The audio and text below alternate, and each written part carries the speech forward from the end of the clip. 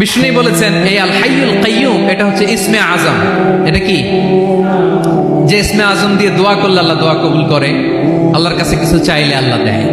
এক সাহাবী দোয়া করতেছে ইয়া হাইয়ু ইয়া কাইয়ুম, বিশ্ব নবী বলে এই সাহাবী তো ইসমে আজম দিয়ে দোয়া করতেছে। তাহলে দোয়ার সময় বলবেন ইয়া হাইয়ু ইয়া কাইয়ুম, পারবেন?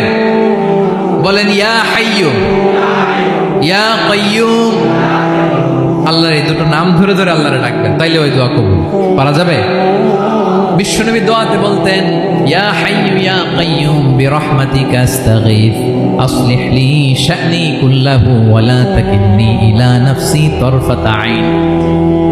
ও হাইয়ু ওয়া কাইয়ুম, ও শাশ্বত চিরঞ্জীব আল্লাহ, আসলিহ লি শা'নি কুল্লাহ, আমার সব কিছুকে আপনি ফিক্স করে দেন, ঠিক করে দেন।